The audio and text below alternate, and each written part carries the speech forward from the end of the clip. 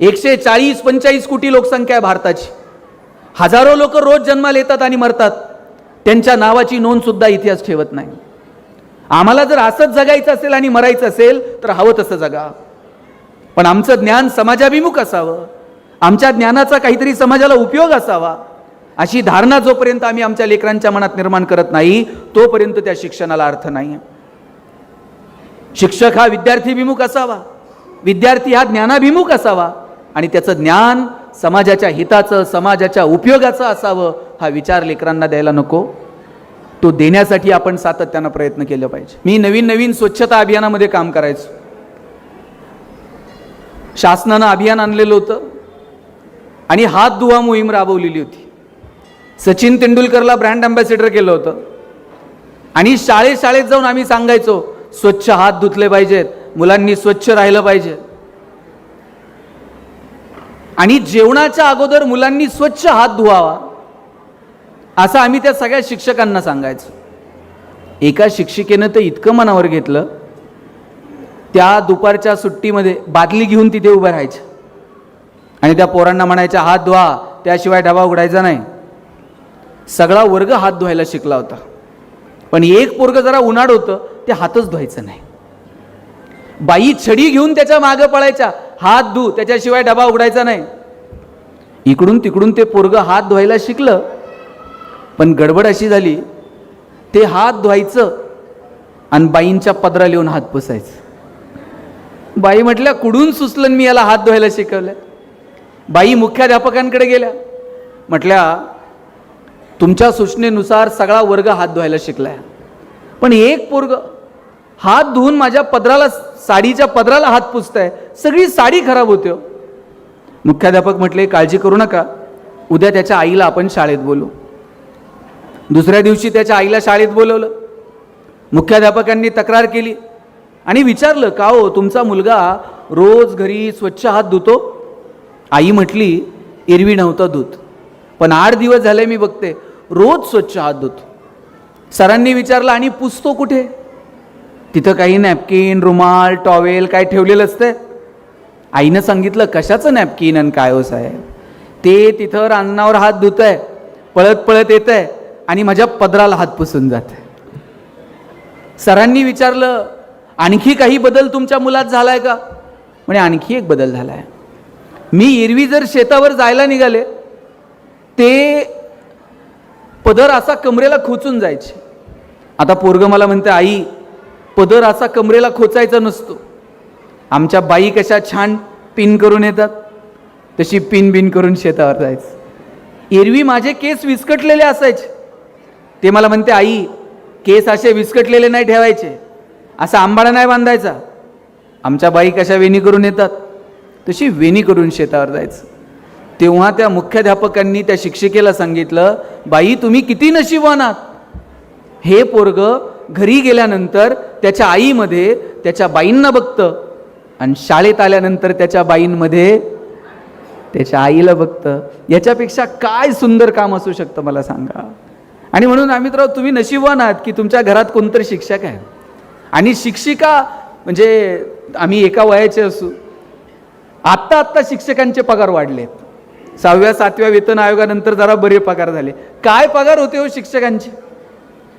बरं एक जण कोणतर नोकरीला लागायचा, बाकीचे 2 भाऊ गावाकडे शेती करणार. जे नोकरीला लागलाय त्यानं फक्त त्याचंच बघायचं नाही, त्यानं गावाकडच्या भावाला पाईपलाईन करून दे, त्याला शेती घेऊन दे, त्याच्या पोरांची शिक्षणं बघ, त्यांच्या पोरींची लग्नाचं बघ. आणि जर नोकरदार शहरात असला, आमचं लोणीचं पेशंट जर इथं असलं ना तर यांनी जाता जाता डबा देऊन जायचा. पैसे नव्हते हो, जबाबदाऱ्या स्वीकारायला माणसं तरबेज होती.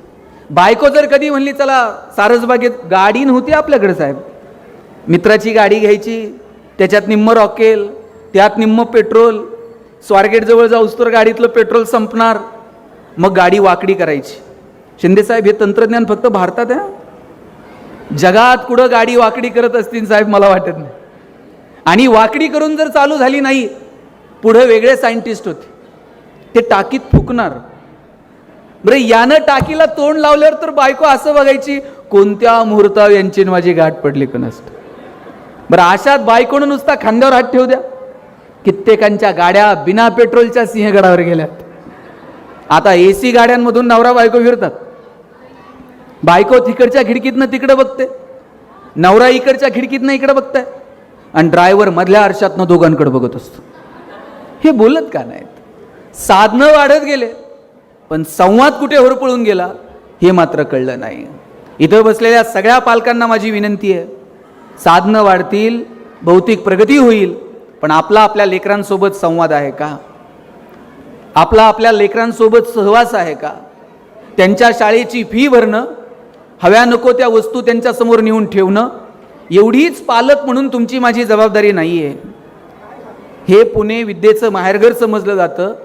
याच पुण्यामध्ये 6 महिन्यापूर्वी पोलिसांनी कारवाई केली आणि कोट्यवधी रुपयांचं ड्रग्ज सापडलं. इथं शिकायला येणारी पोरं नगर, सोलापूर, नाशिक, इकडून तिकडून सगळीकडनं कानाकोपऱ्यातनं पोरं येतात. अशा वेळेला या लेकरांच्या समोर चांगला आदर्श निर्माण करणं, त्यांना चांगला विचार आणि त्यांना चांगला संस्कार देणं, हे नैतिक कर्तव्य पालक म्हणून तुमचं माझं नाहीये का? आपल्या पोराला किती मार्क पडले याच्यासाठी आपण हंटर घेऊन त्याच्या मागं आहोत, पण कधीतरी एखादं चांगलं पुस्तक आपण त्या लेकराच्या हातात दिलंय का? बघ बरं जरा हे काय लिहिलंय यात. कधी एखाद्या चांगल्या चित्रपटाला तुम्ही पोरांना घेऊन गेलात का? कधी चांगलं एखादं नाटक दाखवलंय का? कधी चांगल्या माणसांसोबत आपण आपल्या लेकरांची ओळख करून दिली आहे का? या पोरांच्या सर्वांगीण विकासासाठी पालक म्हणून आपली भूमिका नेमकी काय असली पाहिजे यावरती लक्ष देण्याची गरज आहे. आज मार्क किती मिळतात? गुणवंत विद्यार्थ्यांचे सत्कार आहेत. आता 200 मुलांचे सत्कार आहेत. 200 पैकी मला वाटतं 90 आणि 95% मार्क बहुतांशी पोरांना आहेत. गुणवंत विद्यार्थ्यांच्या सत्काराला बहुतेक वेळा जायची वेळ येते. एका कार्यक्रमाला गेलो होतो, पहिल्या 3 रांगा 90 पेक्षा जास्त मार्क मिळवणाऱ्यांच्या होत्या आणि त्याच्या पाठीमागच्या 3 रांगा 80 ते 90% मार्क मिळवणाऱ्यांच्या होत्या आणि त्या पाठीमागं 50 रांगा 60 ते 70% मार्क मिळवणाऱ्यांच्या होत्या. आता ज्यांना 90 पेक्षा जास्त आहेत ते खुश होते, आपण 90च्या पुढे आहोत. ज्यांना 80 ते 90 होते ते एकदम टेन्शनमध्ये होते. त्यांना 90 वाल्यांकडे बघून हसता येत नव्हतं, 60-70 वाल्यांकडे बघून रडता येत नव्हतं. आणि ज्यांना 60-70% मार्क आहेत ना ते 90 वाल्यांपेक्षाही खुश होते.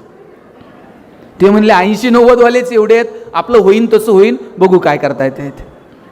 आता जे 80 ते 90 मधले पालक आहेत, जे प्रचंड टेन्शन मध्ये होते, त्यातल्या दोघांना मी जरा पुढे बोलवलं आणि विचारलं, म्हटलं तुम्ही एवढं टेन्शन का घेतलंय? पालक म्हटले, पोरानं पार मथुरा पाण्यात घातली. म्हटलं काय झालं? म्हणले त्याला 1 महिना आधी सांगत होतो जरा जास्त अभ्यास कर, अजून थोडा अभ्यास केला असता पोरगं 90च्या रांगेत बसलं असतं की नाही. मी म्हटलं झालं काय, किती मार्क मिळाले? म्हणे सांगायसारखे सुद्धा नाहीत. म्हटलं काही तर आकडा असेल? म्हटले काही नाही, त्याला काहीतरी 89 पॉईंट समथिंग काहीतरी आहेत. आता त्या मुलाला 89% मार्क मिळाले याचा आनंद पालकांना नाहीये, पण त्याला 90 मिळू शकले नाहीत याचं मात्र दुःख आहे. मग मी दोघा नवरा बायकोला विचारलं, तुम्हाला 10वीत किती होते? ताई दोघांच्या मार्काची बेरीज केली तरी 90 होत नव्हती आणि त्यांना टेन्शन याचं होतं, मुलाला 90 मिळू शकले नाहीत. तुम्ही मार्क जरूर मिळवा साहेब, पण केवळ गुणपत्रिकेला आलेली गुणांची सूज म्हणजे गुणवत्ता नाही. ट्रेंड बदलतायत तसे आपण बदलतोय, हंटर घेऊन त्यांच्या मागे उभे आहोत. एक जमाना होता डीएडचा, आता तरुण पोरांना डीएडचा काहीतरी कोर्स असतो हे सुद्धा बहुतांशी पोरांना माहीत नसेल. आणि डीएडला जर नंबर लागला आणि त्यातल्या त्यात ते जर जिल्हा परिषदच्या शाळेवर एकदा चिटकला आणि दोघं नवरा बायको जर जिल्हा परिषदला असले, त्यांनी परत मागं वळून बघायचं नाही. आज डीएड कॉलेजेसची अवस्था काय? बहुतांशी डीएड कॉलेजेस आता बंद आहेत. त्यानंतर इंजिनिअरिंग वाल्यांचा बूम होता साहेब. गावात एखादाच इंजिनियर असायचा. गावात जर पाहुणे आले आणि कुणी जर विचारलं इंजिनियर साहेब कुठं राहतात, सगळं गाव त्या पाहुण्याला इंजिनियरच्या घरी नेऊन सोडत होत. आता तुम्ही गावात जाऊन विचारा इंजिनियर साहेब कुठं राहतात, ते म्हणते नाव सांग, प्रत्येक घरात 4 आहेत. आणि आफ्टर कोविड आता मेडिकलचा बूम आहे. प्रत्येक आईबापाला वाटतंय पोरगं मेडिकलला गेलं पाहिजे. नाही भारतात नंबर लागला, रशियात जाऊ द्या, पण पोरानं मेडिकललाच गेलं पाहिजे. बरं, यांच्या डोक्यात असलं काय नाही. याला जरा मॅथ्स फिजिक्स आवडतंय म्हणून यानं इंजिनिअरिंगला जावं, याला जरा बायोकेमिस्ट्री आवडतंय म्हणून यानं मेडिकलला जावं, असलं काही नाही.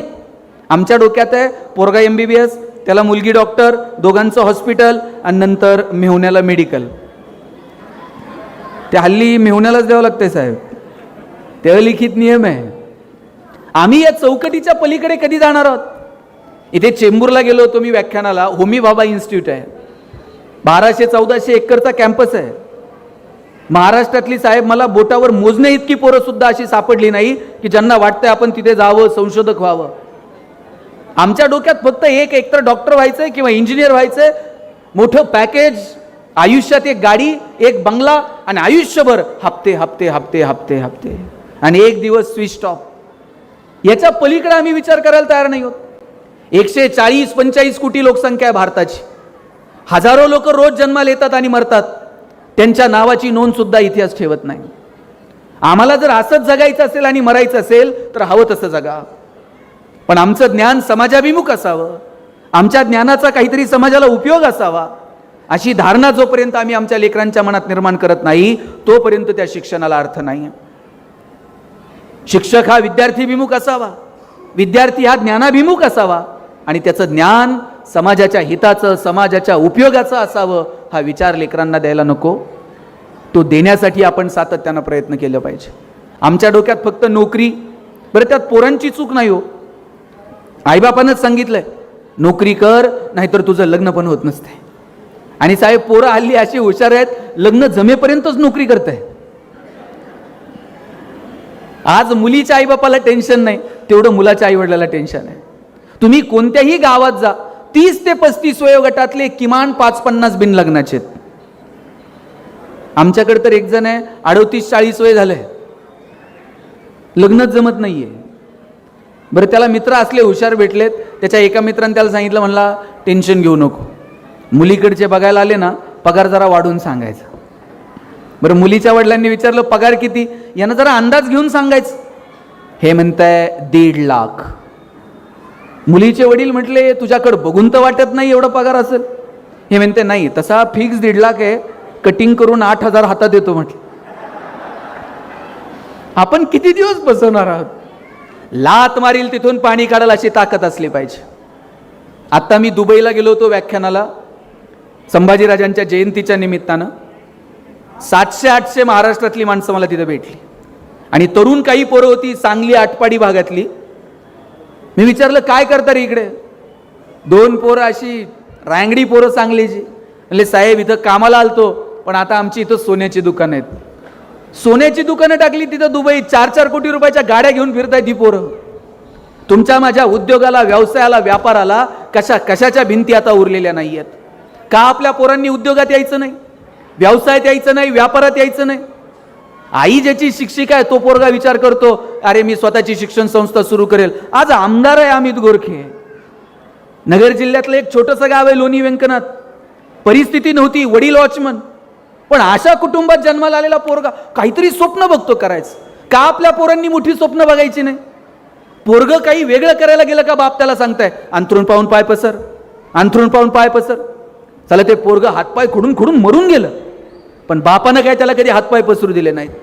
बापानं सांगितलं पाहिजे हातपाय पसर, अंथरुणाचं काय करायचं तुझा बाप बघल. एवढी धमक आम्ही आमच्या लेकरात निर्माण केली पाहिजे. आज तुम्ही थोडंसं आजूबाजूला बघा, महाराष्ट्रामध्ये उद्योग व्यवसायाची काय परिस्थिती आहे. टायरवाले केरळचे, किराणा व्यवसायात पटेल, हार्डवेअरची दुकानं बोहरींची, बांधकाम व्यवसायात युपीचे लोक, गवंडी सगळे बिहारचे, सुतार कामात राजस्थानी, हॉटेल सगळी दक्षिणात्यांकडं, चायनीजच्या गाड्या पूर्वांचलचे तरुण चालवतात. बरं चला येत आहेत, संविधानानं अधिकार दिलाय, काम करतील, कष्ट. आम्ही कुठे आहोत? आम्ही फक्त नोकऱ्यांच्या रांगांमध्ये उभे आहोत, कारण आम्ही आमच्या लेकरांना मोठी स्वप्न दाखवायला तयार नाही आहोत. 84-85 पर्यंत दुबईमध्ये फक्त तेलाचे पैसे होते. आज जगातला सगळ्यात बिझीएस्ट एअरपोर्ट दुबई आहे, जगातला सगळ्यात प्रॉफिएस्ट मॉल दुबई आहे. बुर्ज खलिफा म्हणून इमारत आहे, शेकडो मजले वर घेऊन जातात, वरून खाली घेऊन येतात, हजारो रुपयांचं तिकीट काढतात. का आम्ही या लोकांकडनं काही शिकायचं नाही? जे बिगेस्ट आहे, जे टॉलेस्ट आहे, जे लार्जेस्ट आहे, ते सगळं दुबईला करायचं. त्यांना माहीत आहे तेलाचे पैसे कधीतरी संपतील आणि पर्यटनाच्या बाबतीत आपण जगाला स्वतःकडे आकर्षित करू. आपल्याला का वाटू नये? जगभरातली लोक पुण्यात आली पाहिजेत, शनिवारवाडा बघितला पाहिजे, सारसबागेत गेली पाहिजे, लक्ष्मी रोडला खरेदी केली पाहिजे, सिंहगडला गेली पाहिजे, शिवनेरीला दर्शनाला गेली पाहिजेत, परत पिंपरीत येऊन त्यांनी 4 दिवस मुक्काम केला पाहिजे, बर्ड व्हॅलीला जेवायला गेली पाहिजेत. का आपल्याला वाटत नाही? आपण सुद्धा पर्यटनाच्या अरे तिथं सगळं कृत्रिम आहे, तरी जगाला त्यांनी आकर्षित केलं. आपल्याकडे एवढी नैसर्गिक संपन्नता असताना सुद्धा जगानं आपल्याकडे यावं असा विचार आम्ही का लेकरांना देत नाही? आपल्यापैकी 10-5 पोरापोरींना वाटलं पाहिजे की आम्ही पर्यटनाच्या दृष्टीनं काहीतरी करू. मोठमोठी वेगवेगळी स्वप्न पाहिली पाहिजे. आत्ता अमित दादानं उल्लेख केला जेजुरीचा. जेजुरीला गेलाय का? ते कंपल्सरी जावंच लागतंय. मी जेजुरीला गेलो होतो, 4-5 पोरपोरी तिथं फोटो काढत होते. मी विचारलं काय करता रे फोटो काढून? सारखे फोटो काढायचे, स्टेटस ठेवायचे. एक पोरगा मला म्हटला, दादा किती दिवस बॅनर लावायचे, चलो दुबई, चलो सिंगापूर. म्हटलं मग? म्हटलं मी दुबईत बॅनर लावणार आहे, चलो जेजुरी. दुबईतली लोक जेजुरीत आणतो का नाही बघा म्हटला. आणि म्हणलं आणून काय करणार? काय नाही, खालून वर गडाव त्यांना पायपाय घेऊन जाणार, आणि एकदा का ते घामाघूम झाले मग त्यांना लेक्चर देणार किती कॅलरीज बर्न झाल्या. रात्री म्हणला 2-2 हजार रुपये तिकीट काढून त्यांना जागरण गोंधळ ऐकायला लावतो का नाही बघा म्हटलं. मला हेवा वाटतो या पोरांचा, जी चौकटीच्या पलीकडे जाऊन काहीतरी काम करू बघतायत. आपल्या पोरांनी ह्या चौकटी तोडल्या पाहिजेत, मोठी स्वप्न बघितले पाहिजेत, काहीतरी नवीन मिळवण्यासाठी अट्टहास धरला पाहिजे. पण केवळ आणि केवळ मार्कांसाठी अभ्यास या संकल्पनेपेक्षा थोडंसं पुढे जाऊन विचार करायला हवा. नाहीतर सगळंच मार्कांसाठी, इतिहास मार्कांसाठी, भूगोल मार्कांसाठी, इतिहासातली पात्र सुद्धा मार्कांसाठी. मग शिवाजी महाराज 4 मार्काला, संभाजीराजे 5 मार्काला, तुकाराम महाराजांचा अभंग अवघड आहे, ऑप्शनला टाकू, त्याच्याऐवजी दुसरं काहीतरी वाचू. परवा तर 10वीतला एक पोरगा मला विचारत होता, सर यावर्षी मराठीच्या पेपरला ज्ञानदेव पडणार आहेत का तुकाराम पडणार आहेत? मी म्हणले हे पडतील कसे ज्यांनी महाराष्ट्र उभा केला? सगळं कसं मार्कांसाठी असेल? पोरींनो, मराठीचा धडा वाचताय ना, त्या लेखकासोबत मैत्री झाली पाहिजे. गणित सोडवताय ना, आकडे असे डोळ्यासमोर खेळले पाहिजे. भूगोल अभ्यासताय ना, अक्षांश आणि रेखांश नजरेसमोर दिसले पाहिजेत. लॅबोरेटरीमध्ये जाऊन काही प्रयोग करताय ना, त्या सायंटिस्ट सोबत तुम्ही गप्पा मारल्या पाहिजेत. इतकं एकरूप तुम्ही तुमच्या अभ्यासासोबत झालं पाहिजे, तर तुम्हाला त्या अभ्यासाची मजा घेता येईल, तर तुम्हाला त्या अभ्यासाचा आनंद घेता येईल. जग बदलतंय, त्या बदलत्या जगानुसार आपणही बदललं पाहिजे. काळ आणि वेळेनुसार जर तुम्ही बदलला नाहीत तर तुम्ही या स्पर्धेमध्ये टिकू शकणार नाही. दादा कॅमेरा कोणत्या कंपनीचा आहे? सोनी. आता मोस्टली सोनी आहे, पॅनासॉनिक आहे, निकॉन आहे. आता कॅमेऱ्यामध्ये कॉडॅक कुठं दिसतंय का? आता कॉडॅकचा कॅमेरा दिसत नाही. आणि एक जमाना साहेब फक्त कॉडॅकचा होता, 36च फोटो निघायचे. हे ज्येष्ठ मंडळी सगळ्यांना विचारा, त्यांच्या लग्नाचे अल्बम चेक करा, 100% कॉडॅक. नवरा नवरी हार घालायला आणि फोटोग्राफरचा रोल संपायला, आणि त्या फोटोग्राफरच्या कितीही मागं लागा, वर्ष अल्बम मिळत नव्हते. ते फोटोग्राफर इतका भाव खाणार, म्हणणार ते फोटो धुवायला दिलेत. कोणत्या नदीवर जात होतं कुणास? ज्याचा रुबाब होता मार्केटमध्ये ते कॉडॅक आता बाजारात आहे का? नाही. एक जमाना होता HMTच्या टिकटिकवरती देश चालत होता. आता डिजिटल घड्याळं आली आहेत, आता HMTची टिकटिक नाही. एक जमाना होता नोकियाचा. माझ्या वयाची जे इथं असतील, आपण सगळ्यांनी आपल्या आयुष्यात कोणत्या कंपनीचा फोन पहिल्यांदा घेतला होता? नोकिया.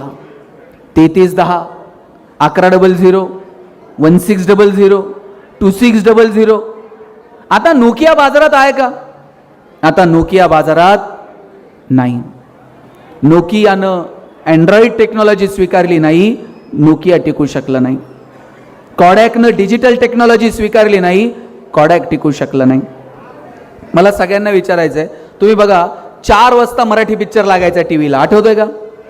धूमधडाका, थरथराट, लक्ष्मीकांत बेर्डे, अशोक सराफ, आणि मध्येच एक जाहिरात लागायची.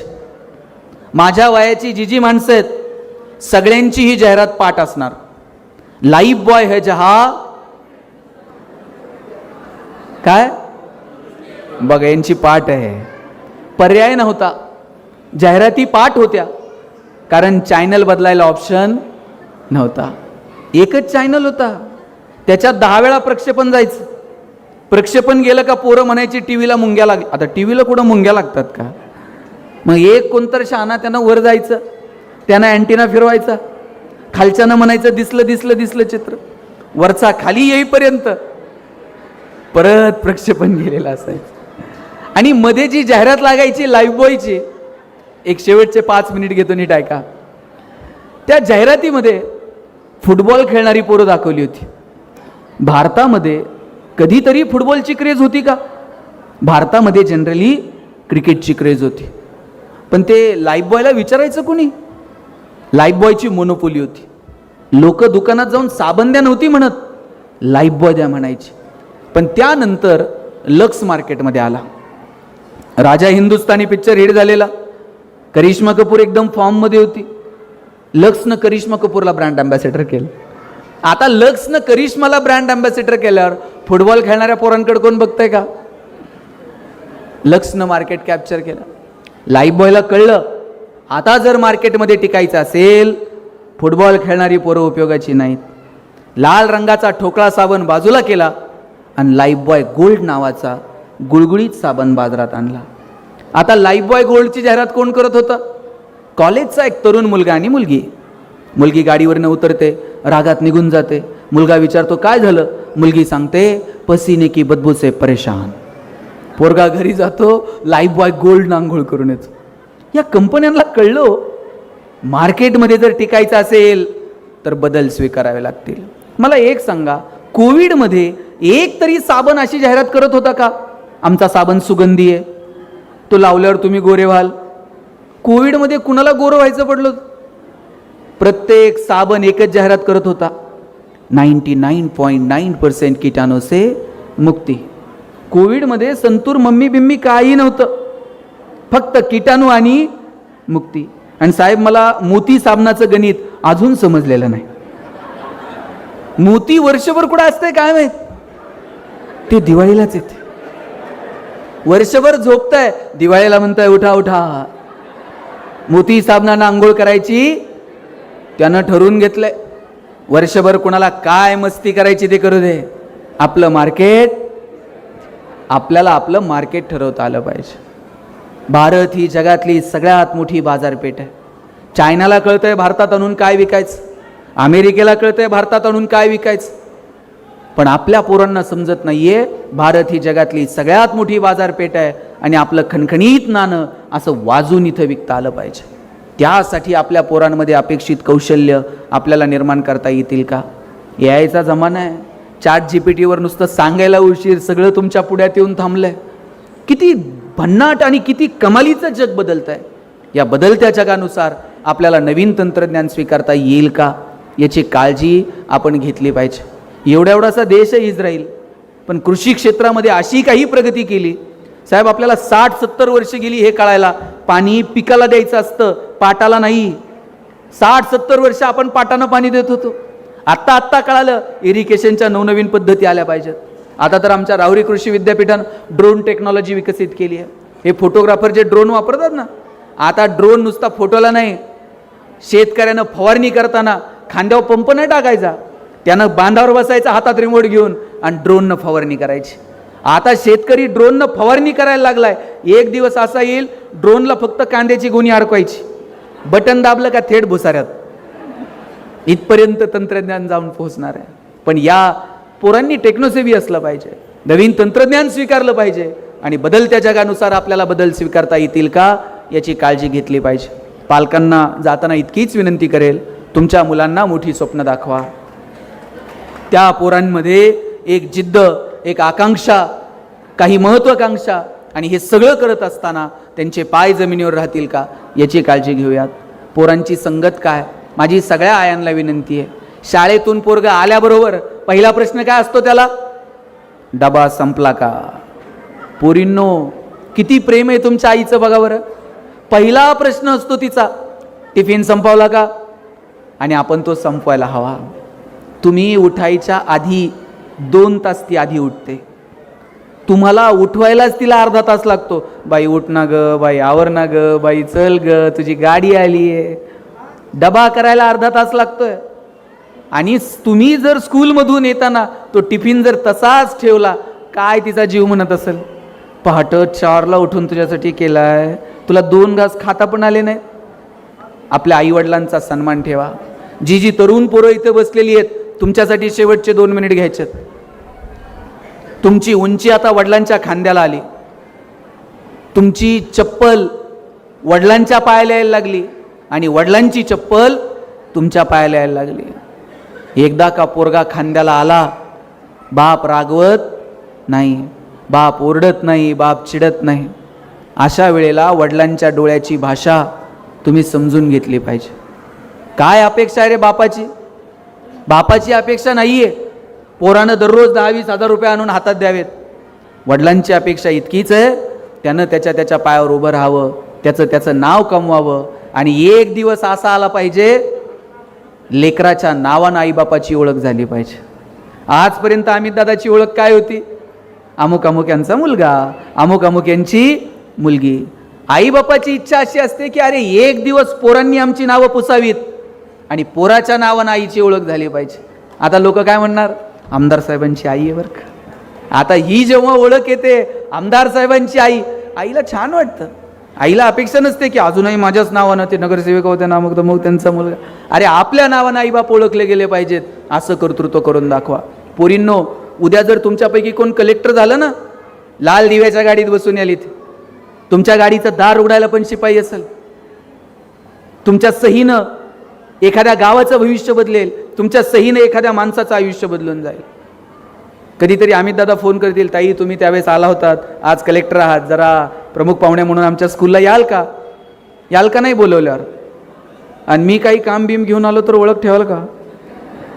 पण यासाठी तुम्हाला काय करावं लागेल, इकडचा डोंगर उचलून तिकडे ठेवायचा आहे. पुढची जी 5-10 वर्ष आहेत आयुष्यातली, ती 5-10 वर्ष आयुष्यातली प्रामाणिकपणे तुम्ही तुमच्या शिक्षणासाठी द्या. मी दाव्यानं सांगतो, तुम्हाला तुमची आर्थिक आणि सामाजिक परिस्थिती जर बदलायची असेल तर येणाऱ्या काळात शिक्षणा इतका प्रभावी पर्याय दुसरा उपलब्ध नाही. चांगलं शिका, समृद्ध व्हा.